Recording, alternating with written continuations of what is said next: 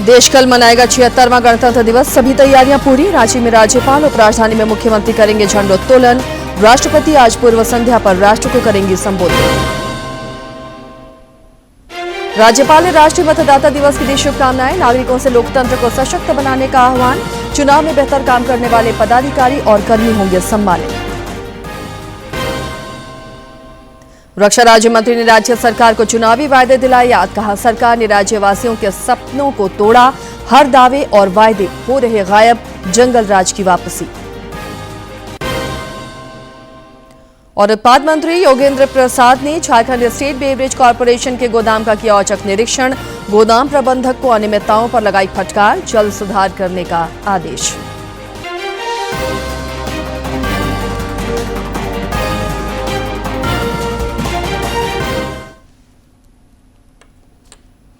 नमस्कार, खबरें झारखंड में आपका स्वागत है। मैं हूं आसिया नाजली और अब समाचारों पर नजर डालते हैं विस्तार से। राष्ट्रपति द्रौपदी मुर्मू आज गणतंत्र दिवस की पूर्व संध्या पर राष्ट्र को संबोधित करेंगी। यह संबोधन शाम 7 बजे से आकाशवाणी के पूरे राष्ट्रीय नेटवर्क और दूरदर्शन के सभी चैनलों पर हिंदी और अंग्रेजी में प्रसारित किया जाएगा।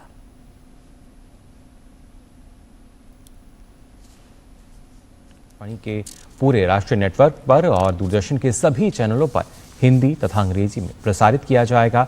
दूरदर्शन पर हिंदी और अंग्रेजी में संबोधन के प्रसारण के बाद दूरदर्शन के क्षेत्रीय चैनल्स पर भी क्षेत्रीय भाषाओं में भी इसका प्रसारण किया जाएगा। आकाशवाणी अपने क्षेत्रीय नेटवर्क पर रात 9:30 बजे से क्षेत्रीय भाषाओं में इसका प्रसारण करेगा। झारखंड समेत देश भर में कल 76वां गणतंत्र दिवस मनाया जाएगा। गणतंत्र दिवस की सभी तैयारियां पूरी कर ली गई हैं। राज्य में गणतंत्र दिवस का मुख्य समारोह राजधानी रांची स्थित मोरहाबादी मैदान में होगा, जहां राज्यपाल संतोष कुमार गंगवार झंडोत्तोलन करेंगे। इस दौरान विभिन्न विभागों की दर्जनों झांकियां भी निकाली जाएंगी।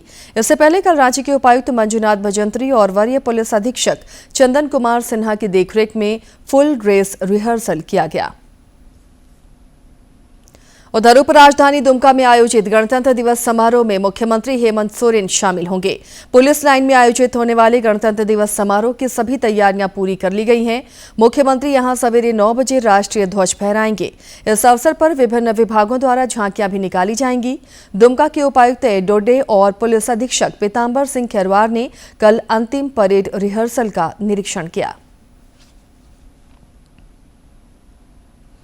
दुमका जिले के जरमुंडी प्रखंड अंतर्गत खरसुंडी आंगनबाड़ी केंद्र की सहायिका रीना देवी को बेहतर काम का इनाम मिला है। महिला एवं बाल विकास के क्षेत्र में उत्कृष्ट कार्य करने के लिए उन्हें नई दिल्ली में गणतंत्र दिवस को लेकर आयोजित होने वाले राष्ट्रीय कार्यक्रम के लिए आमंत्रित किया गया है। बेहतर कार्यों को मान और सम्मान दे रही है। दुमका जिले के जरमुंडी प्रखंड अंतर्गत खरसुंडी आंगनबाड़ी केंद्र की सहायिका रीना देवी बच्चों के समग्र विकास के लिए लगातार प्रयत्नशील हैं। उन्हें नई दिल्ली में गणतंत्र दिवस को लेकर आयोजित होने वाले राष्ट्रीय कार्यक्रम के लिए आमंत्रित किया गया है, जिससे वे काफी खुश हैं। मुझे मेरे अच्छे काम के लिए प्रधानमंत्री जी के यहाँ से दिल्ली से बुलावा आया है। मैं 26 जनवरी के कार्यक्रम में अतिथि के रूप में भाग लेने दिल्ली जा रही हूँ। दरअसल रीना जिस आंगनबाड़ी केंद्र की सहायिका हैं, उसके पोषक क्षेत्र के ज्यादातर बच्चे वैसे घरों के हैं जिनके माता पिता पढ़े लिखे नहीं हैं। वे बांस से सामान बनाने का काम करते हैं। उनमें शिक्षा की जागरूकता नहीं थी। इन विषम हालात के बीच रीना देवी ने समर्पण की भावना से काम करके क्षेत्र में बड़ा बदलाव लाया है। धात्री महिला टीकाकरण की बात हो या बच्चों के पोषण और पढ़ाई की, उन्होंने दिन रात मेहनत कर तस्वीर बदल डाली है। मैंने दिन रात मेहनत की है, उसी का परिणाम है आज मुझे यह बड़ा सम्मान मिला है। मैं अपने क्षेत्र में अपनी अपनी जिम्मेदारी को ठीक ठाक निभाया तो हम लोग एक स्वस्थ, सुंदर और विकसित भारत का निर्माण करने में सफल होंगे। इस क्षेत्र की महिलाएं प्रसव के लिए अस्पताल नहीं जाती थीं। वे घर पर ही अकुशल दाई से प्रसव करवाती थीं, जो जच्चा बच्चा दोनों के लिए ही जानलेवा था। रीना देवी ने महिलाओं को जागरूक किया। इसका असर ये हुआ कि जब उनके पोषक क्षेत्र की महिलाएं अस्पताल जाकर अब प्रसव करा रही हैं, बच्चे आंगनबाड़ी केंद्र में आकर पढ़ना लिखना भी सीख रहे हैं। मैंने उनकी सोच बदली, उन्हें बताया कि आंगनवाड़ी केंद्र केवल बच्चों का भोजन का केंद्र नहीं है, बल्कि यह उनके शिक्षा का भी केंद्र है। निश्चित रूप से रीना देवी एक नजीर हैं, जिनके बूते दुमका जिले के जरमुंडी प्रखंड में बच्चों के समग्र विकास, स्वास्थ्य, पोषण और महिला सशक्तिकरण को नया आयाम मिल रहा है। दुमका से आर के नीरद की रिपोर्ट। नई दिल्ली का गणतंत्र दिवस समारोह राष्ट्र का गौरव है। ये समारोह इस बार झारखंड के लिए भी खास होगा। रामगढ़ में बेहतर काम के जरिए पहचान बनाने वाले खास 4 हस्तियों को भी इस बार नई दिल्ली में आयोजित होने वाले गणतंत्र दिवस समारोह को देखने का अवसर मिलेगा, जिससे वे खासे उत्साहित हैं। नई दिल्ली में कल आयोजित होने वाला गणतंत्र दिवस समारोह इस बार झारखंड के लिए भी बेहद खास होगा। राज्य में बेहतर काम के जरिए पहचान बनाने वाले कई खास लोग इस बार इसके साक्षी बनेंगे। दामोदर नदी के संरक्षण के लिए वर्ष 2004 से कार्य करने वाले जल योद्धा रामगढ़ के गोविंद मेवाड़ और डॉक्टर संजय प्रसाद सिंह समारोह में शामिल होने के लिए चुने गए हैं, जिससे वे खासे हर्षित हैं। आज 2024-25 में यह देखने को मिल रहा है कि आम लोग भी इसका जल का प्रयोग कर रहे हैं। हर घर नल जल के तहत दामोदर नदी का प्रयोग किया जा रहा है। आम जनजीवन जो दामोदर तट के किनारे हैं, पशु पक्षी भी इसका अब प्रयोग कर रहे हैं। आंदोलन से जुड़ा हुआ हूँ। यह बड़ा ही गर्व का विषय है कि मुझे वाटर वॉरियर के रूप में केंद्र सरकार माननीय श्री हमारे प्रधानमंत्री महोदय ने हमें बुलाया है, और यह एक बहुत ही अच्छा विषय है कि ऐसे लोगों को प्रोत्साहित कर रहे हैं जो सामाजिक कार्यों से जुड़े हुए हैं।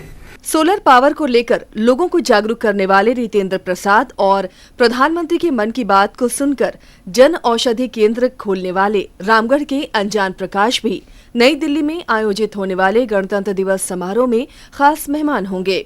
प्रधानमंत्री नरेंद्र मोदी का आभार जताते हुए उन्होंने कहा कि गणतंत्र दिवस समारोह का गवाह बनना उनके लिए गर्व और गौरव का क्षण होगा। माननीय प्रधानमंत्री जी का शुक्रगुजार हूं कि उन्होंने इससे पहले भी मुझसे वीडियो कॉन्फ्रेंसिंग के माध्यम से मन की बात प्रोग्राम के अंतर्गत सीधा संवाद कर मेरे स्वास्थ्य सेवाओं की सराहना की थी। सर, ये तो मेरे लिए बहुत गर्व की बात है कि प्रधानमंत्री की तरफ से मुझे इन्विटेशन मिला है कि 26 जनवरी को लाल किला जाके वहाँ परेड देखने का। झारखंड के कई कर्मयोगी और खास हस्तियों को इस बार राष्ट्रपति भवन में एट होम कार्यक्रम के लिए भी आमंत्रित किया गया है।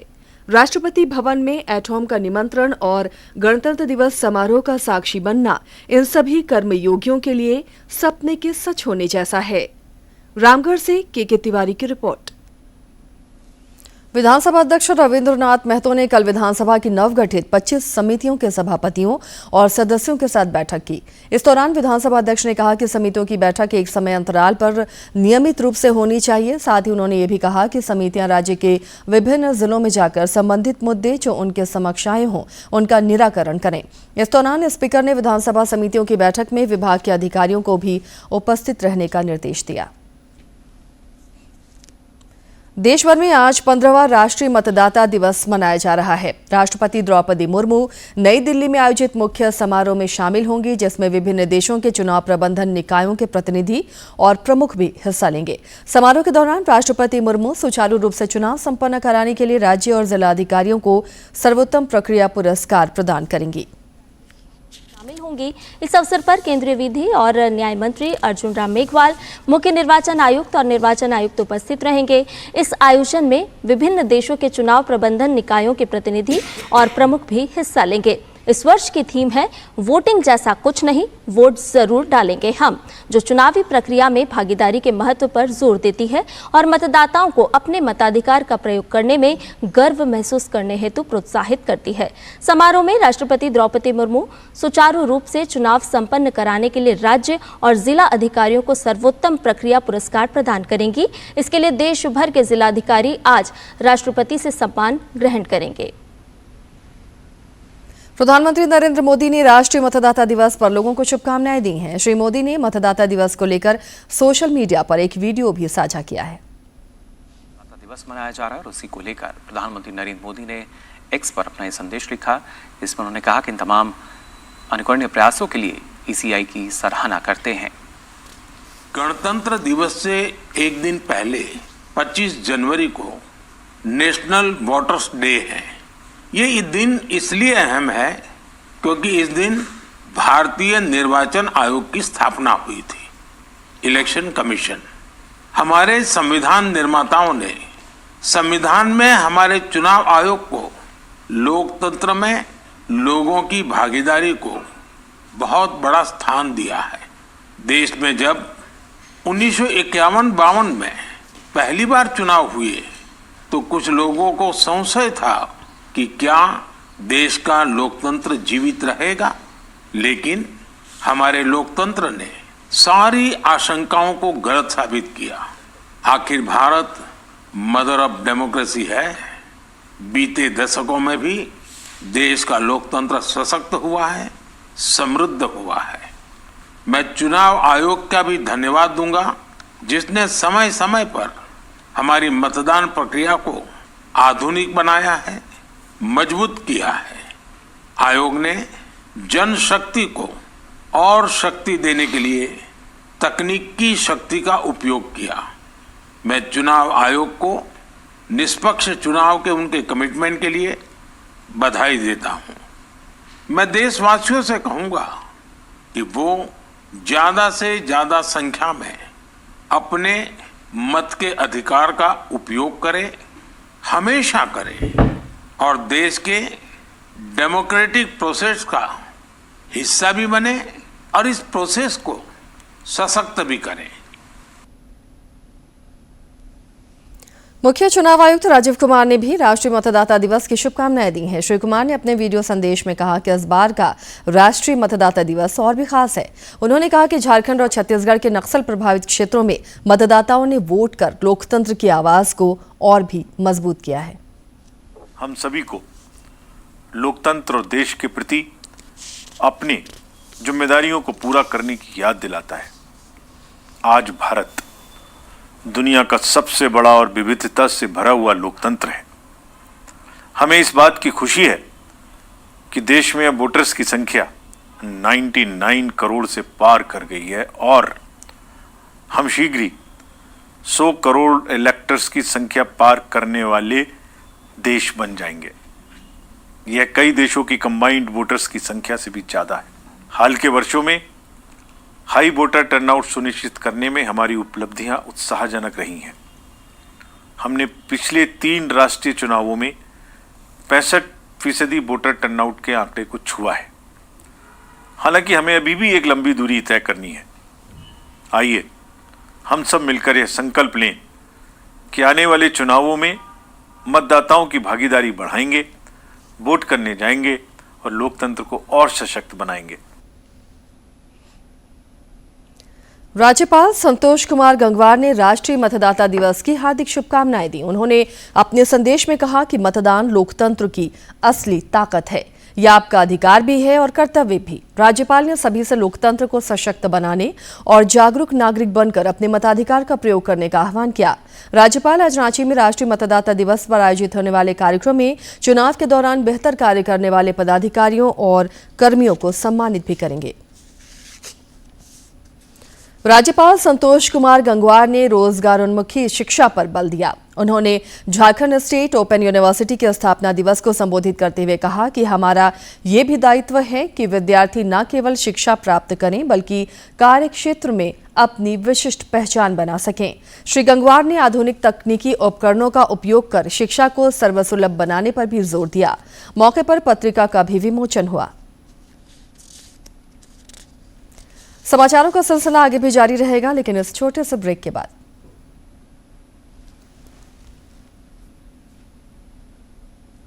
हमारे खेत, हमारी मिट्टी, हमारे सपनों का आधार है, लेकिन जब ये खेत अफीम की खेती में बदलते हैं तो इसका असर हमारे समाज, हमारे स्वास्थ्य और मिट्टी की उर्वरता पर पड़ता है। अफीम की खेती गैर कानूनी है। इसे रोककर हम अपनी मिट्टी को नई फसल और नए अवसरों से भर सकते हैं। सरकार आपकी मदद के लिए तैयार है। वैकल्पिक फसलें अपनाएं और अपनी आय बढ़ाएं। अपने परिवार का भविष्य बेहतर बनाएं। एनडीपीएस एवं पीआईटी एनडीपीएस अधिनियम के तहत अफीम की खेती, परिवहन एवं दुरुपयोग में शामिल व्यक्तियों के खिलाफ बड़ी कानूनी कार्रवाई, कारावास एवं सजा का प्रावधान है। झारखंड पुलिस आपसे अपील करती है, अफीम की खेती को ना कहें। नशे के खतरों से हमारे भविष्य को बचाएं। ब्रेक के बाद एक बार फिर आपका स्वागत है। बढ़ते हैं खबरों के साथ आगे। रक्षा राज्य मंत्री संजय सेठ ने राज्य की इंडी गठबंधन सरकार को चुनावी वायदे याद दिलाए। एक सोशल मीडिया पोस्ट में श्री सेठ ने कहा कि सरकार ने हर झारखंडवासी के सपने को तोड़ा है और उसके दावे और वायदे गायब हो रहे हैं। उन्होंने कहा कि प्रत्येक वर्ष 5 लाख नौकरियों का झांसा देकर आई इंडिया गठबंधन सरकार ने 2 लाख से अधिक नौकरियां गायब कर दी हैं। श्री सेठ ने तंज कसते हुए कहा कि कहीं ऐसा ना हो कि आने वाले दिन में सरकार ये दावा कर दे कि झारखंड में कोई पद खाली ही नहीं है। उन्होंने अपराध, भ्रष्टाचार, नक्सलवाद और उत्पीड़न जैसे मुद्दों पर सरकार को घेरते हुए झारखंड में जंगल राज की वापसी की संज्ञा दी है। भाजपा के प्रदेश अध्यक्ष बाबूलाल मरांडी ने अपने विधानसभा क्षेत्र राजधनवार में लोगों से मुलाकात की और संवाद कर उनकी समस्याओं को जाना। श्री मरांडी ने जन समस्याओं के समाधान को प्राथमिकता बताते हुए क्षेत्र के विकास को नया आयाम देने का संकल्प भी दोहराया। भारतीय जनता पार्टी द्वारा रांची में आयोजित संविधान गौरव अभियान संगोष्ठी में पूर्व केंद्रीय मंत्री अर्जुन मुंडा शामिल हुए। इस दौरान श्री मुंडा ने कहा कि कांग्रेस ने देश में कभी भी पूर्ण लोकतंत्र को लागू नहीं होने दिया। उन्होंने कहा कि संविधान को लागू करने के लिए ही जनसंघ और भाजपा की स्थापना हुई। कार्यक्रम में राष्ट्रीय प्रवक्ता गुरु प्रकाश पासवान, विधायक नवीन जायसवाल, राज सिन्हा और एसटी मोर्चा के राष्ट्रीय अध्यक्ष समीर उरांव समेत अन्य लोग भी मौजूद रहे। झारखंड में तंत्र की लापरवाही और कार्यशैली से आम लोग केंद्र प्रायोजित योजनाओं के लाभ से वंचित हो रहे हैं। गिरिडीह में केंद्र प्रायोजित महत्वाकांक्षी योजना हर घर नल से जल योजना दम तोड़ रही है। बगोदर प्रखंड के ग्राम पंचायत कुसमरजा में ग्रामीण जल आपूर्ति योजना के मद्देनजर हर घर तक नल से जल पहुंचाने के उद्देश्य से बना टावर अब सफेद हाथी साबित हो रहा है। झारखंड में जल जीवन मिशन का हाल बेहाल। झारखंड सरकार की लापरवाही से योजना बेअसर। झारखंड में दम तोड़ रहा है जल जीवन मिशन। गिरिडीह में जल जीवन मिशन योजना में बढ़ती जा रही है धांधली। झारखंड में हर घर नल योजना के नाम पर बंदरबाट सफेद हाथी साबित हो रहा। योजना के तहत बना जल मीनार, लाखों रुपए खर्च करने के बाद भी लोगों तक नहीं पहुंच रहा जल। झारखंड के गिरिडीह जिले के बगोदर प्रखंड के कुसमरजा गांव में ग्रामीण जलापूर्ति योजना के मद्देनजर हर घर तक नल से जल पहुंचाने के उद्देश्य से बना यह टावर सफेद हाथी साबित हो रहा है और जलापूर्ति 2 वर्षों से ठप है। लाखों रुपए खर्च होने के बाद भी जलापूर्ति नहीं होने से ग्रामीणों के सब्र का बांध टूटता दिख रहा है। विरोध स्वरूप ग्रामीणों ने सरिया के अनुमंडल पदाधिकारी कार्यालय के समक्ष धरना दिया। पानी नहीं आ रहा है, साल भर से हो गया है। उसका पानी जो है अभी चालू नहीं हुआ है और नहीं होने के कारण जो है 2 किलोमीटर से हमको पानी तकलीफ होता है लाने के लिए। टंकी तो नहीं है पानी का, लेकिन ये नल दे के 1 साल हो गया नहीं दिया है और ये लोग ऐसे करके छोड़ के चले गया। स्थानीय जनप्रतिनिधि भी इसको लेकर आक्रोशित है और योजना के नाम पर बंदरबाट का आरोप लगा रहे हैं। 15 दिनों के अंदर यदि ग्रामीणों को पानी उपलब्ध नहीं होता तो पुनः हम अनिश्चितकालीन धरना में बैठेंगे। इधर मामले की गंभीरता को देखते हुए जिले के उपायुक्त नमन प्रियेश लकड़ा ने अनुमंडल पदाधिकारी को जांच का आदेश दिया है। उन्होंने बताया कि ठेकेदार के पेमेंट पर भी रोक लगा दी गई है। ये हमारे संज्ञान में आया है। हम लोगों ने इसमें एसडीओ बगोदर सरिया को इसकी जांच के लिए दिया है। जिम्मेवार या जवाबदेह जो व्यक्ति होंगे उस पर कार्रवाई की जाएगी और तत्काल हम लोग उसके भुगतान पे रोक लगा दे रहे हैं। केंद्रीय मंत्री अन्नपूर्णा देवी भी अपने लोकसभा क्षेत्र में जल जीवन मिशन में मची लूट से चिंतित है। उनका कहना है कि पूरे झारखंड में और खासकर गिरिडीह जिला में नल से जल योजना में व्यापक गड़बड़ी हुई है, जिसको लेकर राज्य सरकार असंवेदनशील है। ये बहुत महत्वाकांक्षी योजना है। माननीय प्रधानमंत्री जी की ये सोच है कि हर घर तक शुद्ध पेयजल हम पहुंचाएं और उसके तहत ये योजना चलाई जा रही है। ये जल जीवन मिशन की जो स्थिति है झारखंड में खास करके गिरिडीह जिला में बहुत ही खराब है। पूरे झारखंड में ऐसे खराब है। देश में मूलभूत सुविधाओं का तेज गति से विस्तार हो रहा है, लेकिन इसके इतर झारखंड में तंत्र की लापरवाही और कार्यशैली से लोगों के हलक सूख रहे हैं। गिरिडीह जिले के बगोदर में ग्रामीण जलापूर्ति योजना के नाम पर लाखों रुपए खर्च तो हो गए, लेकिन महिलाओं के लिए पानी की तलाश अब भी रोजमर्रा का हिस्सा बनी हुई है और उन्हें इसके लिए दर दर भटकना पड़ रहा है। राज्य में योजना को अटकाने और लटकाने की प्रथा से आम लोग बुरी तरह प्रभावित हो रहे हैं, जो तंत्र पर सवाल खड़ा करता है। डीडी न्यूज के लिए रमेश प्रभाकर और विकास के साथ मैं दिवाकर कुमार। मद्य उत्पाद एवं निषेध मंत्री योगेंद्र प्रसाद ने कल रांची के टिकरा टोली से Jharkhand state beverage corporation limited के गोदाम का औचक निरीक्षण किया। इस दौरान उन्होंने कई अनियमितताएं पाई और गोदाम प्रबंधक को कड़ी फटकार लगाते हुए सभी अनियमितताओं को जल्द से जल्द सुधार करने का आदेश दिया। मद्य उत्पाद एवं निषेध मंत्री ने कहा कि ससमय सुधार नहीं होता है तो नियमानुसार कड़ी कार्रवाई की जाएगी। गुमला जिले में पीएम जनमन योजना के बेहतर क्रियान्वयन को लेकर उपायुक्त कर्ण सत्यार्थी संवेदनशील नजर आ रहे हैं। उन्होंने योजना के तहत विकास कार्यों की समीक्षा करते हुए पीवीटीजी बहुल गांव में पेयजल की सुविधाओं को दुरुस्त करने और लंबित कार्यों को शीघ्र पूरा करने का निर्देश दिया। उन्होंने संबंधित अधिकारियों को योजनाओं के क्रियान्वयन का जमीनी हाल जानने के लिए नियमित क्षेत्र भ्रमण की भी हिदायत दी।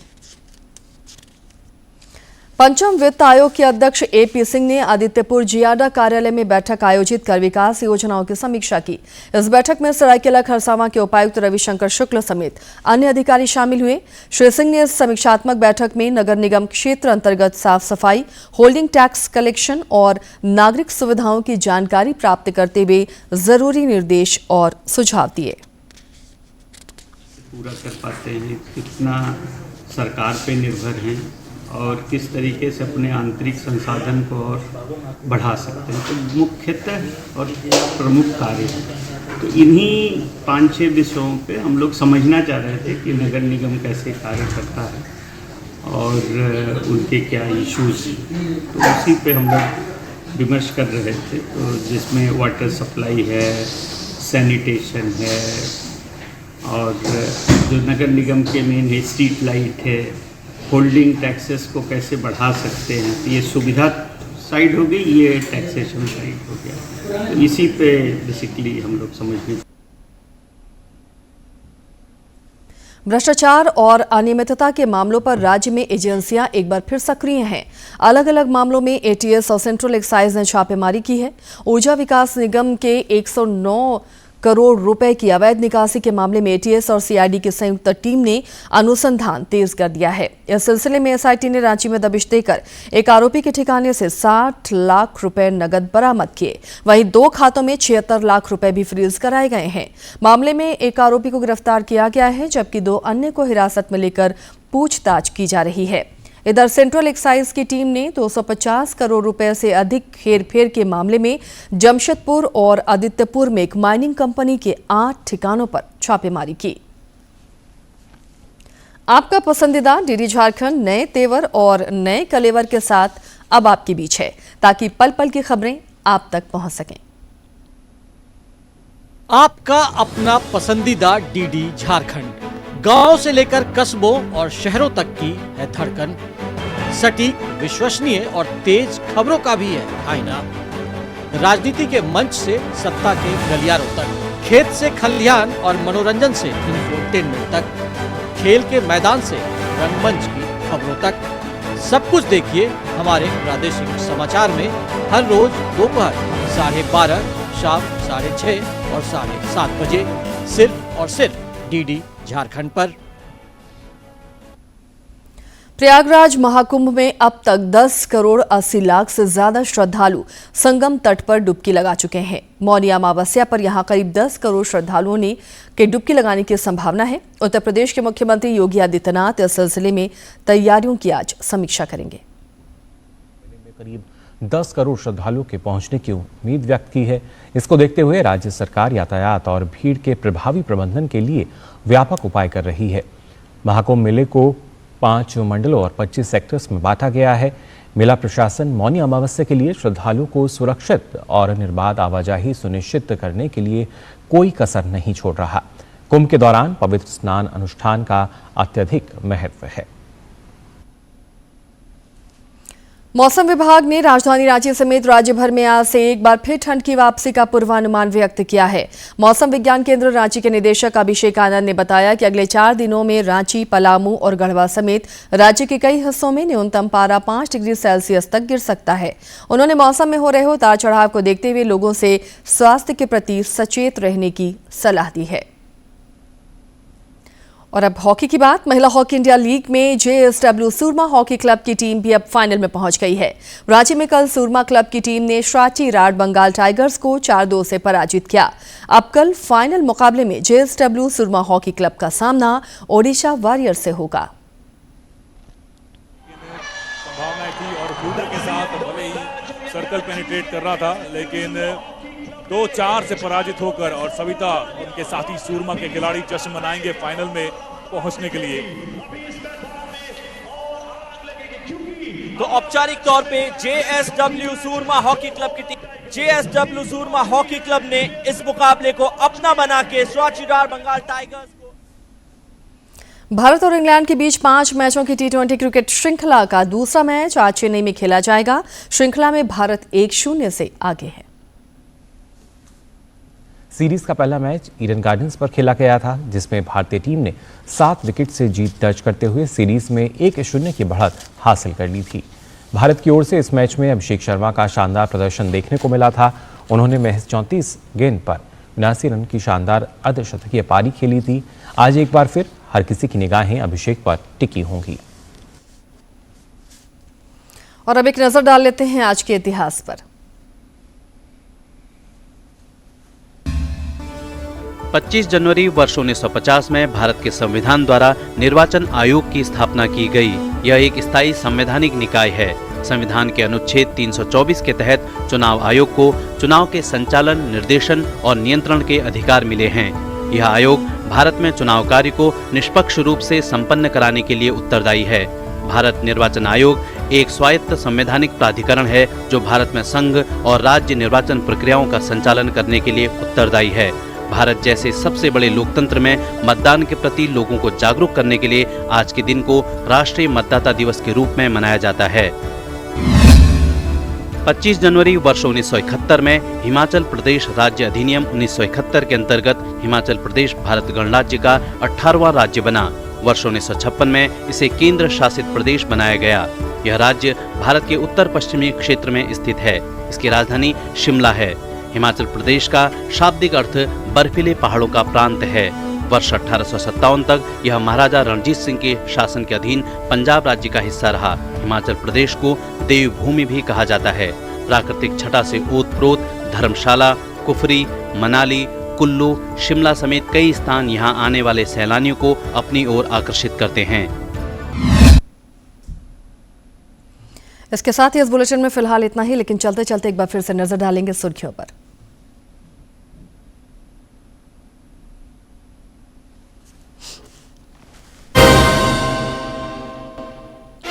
देश कल मनाएगा 76वां गणतंत्र दिवस, सभी तैयारियां पूरी। रांची में राज्यपाल, उपराजधानी में मुख्यमंत्री करेंगे झंडोत्तोलन। राष्ट्रपति आज पूर्व संध्या पर राष्ट्र को करेंगे संबोधित। राज्यपाल ने राष्ट्रीय मतदाता दिवस की दी शुभकामनाएं। नागरिकों से लोकतंत्र को सशक्त बनाने का आह्वान। चुनाव में बेहतर काम करने वाले पदाधिकारी और कर्मी होंगे सम्मानित।